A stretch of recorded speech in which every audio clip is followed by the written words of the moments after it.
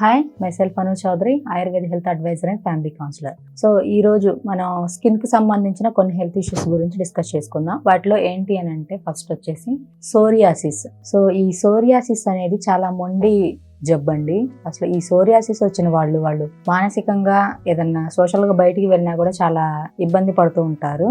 వాళ్ళు ఏంటంటే ఏదన్నా ఫంక్షన్స్ కానీ లేదంటే ఏదన్నా మీటింగ్స్ ఇలాంటి వాటికి వెళ్ళినా కూడా వాళ్ళు ఫ్రీగా ఉండలేరు. ఏంటంటే వాళ్ళకి ఇచ్చింగ్స్ అనేది కొంచెం దురద పెట్టడం ప్రైవేట్ స్పాట్ దగ్గర, అదేవిధంగా మంటలు పుట్టడం, పుట్టు రావడం అలా ఉంటూ ఉంటుంది. సో అందుకని చెప్పి ఈ సోరియాసిస్ ఉన్న వాళ్ళు ఏం చేయాలి అంటే న్యాచురల్ గానే ఆయుర్వేదం వాడితే ఇది పూర్తిగా క్యూర్ అవుతుంది. దీనికి మీరు ఎక్కడికో ఏ మందులు తినాల్సిన పని లేదు, ఏమీ చేయాల్సిన పని లేదు. దీన్ని న్యాచురల్ గానే మన వంటగదే మనకి క్లినిక్ అండి. మన వంటగదిలో ఉండే వాటితోటే మనం దీన్ని క్యూర్ చేసుకోవచ్చు. అసలు ఏమేమి తీసుకోవాలి దీన్ని మనం న్యాచురల్గా ఎలా క్యూర్ చేసుకోవాలి.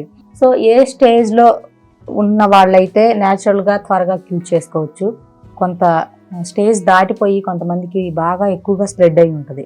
సో అలాంటి వాళ్ళు మాత్రం కోర్స్ వాడాలి మెడిసిన్స్. అలా కాకుండా స్టార్టింగ్ స్టేజ్లో ఉండే వాళ్ళైతే వాళ్ళు చేయాల్సింది ఏంటి అంటే ఫస్ట్ సాల్ట్ అనేది కొంచెం తక్కువగా తీసుకోవాలండి. తర్వాత వంకాయ, గోంగూర, దుంపకూరలు ఉంటాయి.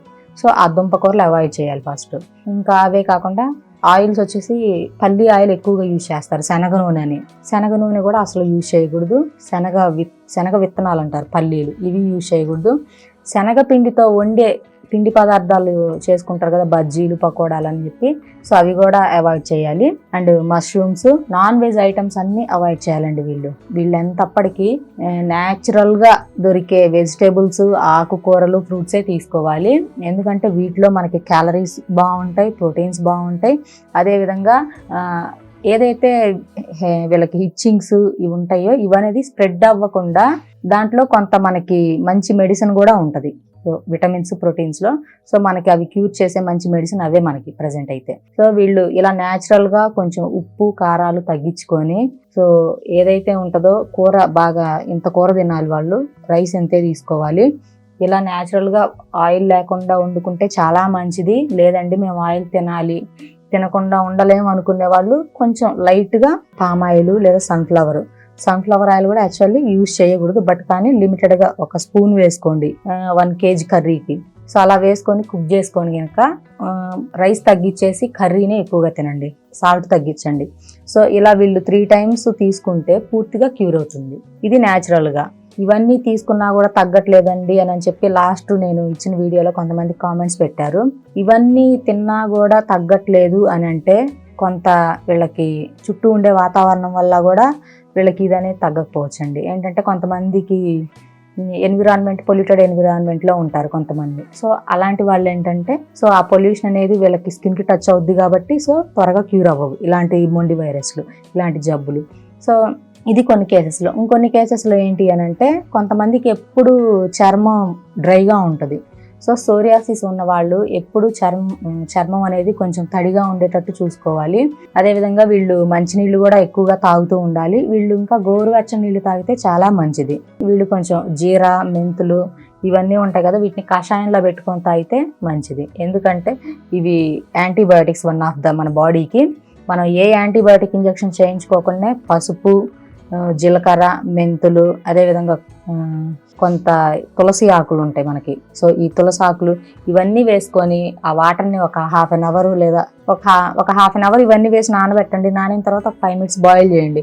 బాయిల్ చేసిన తర్వాత ఆ వాటర్ తాగండి, చాలా మంచిది. వీటిలో చాలా మంచి మనకి యాంటీబయాటిక్స్ ఉంటాయి. అదేవిధంగా చిన్న చిన్న ఇన్ఫెక్షన్స్ కూడా న్యాచురల్గా తగ్గుతూ వస్తాయి. సో ఇదండి. సోరియాసిస్ ఉన్న వీళ్ళు మానసికంగా కూడా చాలా స్ట్రెస్కి గురవుతూ ఉంటారు. ఏంటంటే వీళ్ళు బయటికి వెళ్ళాలన్నా కూడా చాలా ఇబ్బంది పడుతూ ఉంటారు. ఎలా ఉంటుందంటే అసలు వీళ్ళ శరీర తత్వం, అసలు వీళ్ళకి ఏ టైప్ ఆఫ్ సోరియాసిస్ అని మనం చెప్పుకుంటే కొంతమందికి తలలో ఉంటుందండి. ఏంటంటే ఇంకా తలలో పెచ్చులుగా ఊడొస్తూ ఉంటుంది. వాళ్ళు కొంతమంది అయితే క్యాప్స్ పెట్టుకొని దాన్ని కవరప్ చేసుకొని ఉంటారు, దాన్ని బాగా భరించలేక. ఇంకేంటంటే అది ఫస్ట్ స్టార్టింగ్ చుండ్రులా వస్తూ ఉంటుంది. డే బై డే ఆ జబ్బు పెరిగే కొద్దీ ఇంకా పెచ్చులుగా ఊడొస్తూ ఉంటుందండి. సో అలాంటి వాళ్ళు ఏంటి అని అంటే వాళ్ళకి ఒక మంచి టిప్ చెప్తాను లాస్ట్ లో. సో దీన్ని తలలో వచ్చే ఈ సోరియాసిస్ ని స్కాల్ప్ సోరియాసిస్ అని అంటారు. ఇది ఒకటి. ఇంకొన్ని కేసెస్ లో ఏంటంటే ఓన్లీ చేతులు ఉంటాయి కదా, సో ఇక్కడ చేతుల వరకే వస్తూ ఉంటాయి కొన్ని కేసెస్ లో. ఇంకొన్ని కేసెస్లో ఏంటంటే పాదాల దగ్గర నుంచి మోకాళ్ళ వరకు కనిపిస్తూ ఉంటాయి కొన్ని కేసెస్లో ఏంటంటే మెడ దగ్గర నుంచి ఈపు మీద కనిపిస్తూ ఉంటాయి. ఇలా ఒక్కొక్క పర్సన్కి ఒక్కొక్క పార్ట్లో కనిపిస్తూ ఉంటాయి. సో ఎలా కనిపించినా కూడా ఇది అనేది తక్కువగా ఉన్నప్పుడే క్యూర్ చేసుకోవాలి, ఎక్కువైతే ఎక్కువగా కోర్స్ అనేది వాడాల్సి ఉంటుంది. సో ఇలా ఉన్న వాళ్ళు ఏం చేయాలి అని అంటే ఫస్ట్ ఉప్పు కారాలు తగ్గించి నేను చెప్పిన ఆహార పదార్థాలు తీసుకోవాలి, ఏవేవి తినకూడదో అవి తీసేయాలి. సో ఈ సోరియాసిస్కి సంబంధించి మీకు ఇన్ఫర్మేషన్ కావాలన్నా, మెడిసిన్స్ కావాలన్నా స్క్రోల్ మీద కనపడుతున్న నెంబర్ కాల్ చేసి అపాయింట్మెంట్ తీసుకోండి. 24 hours అవైలబుల్గా ఉంటాము. Thank you.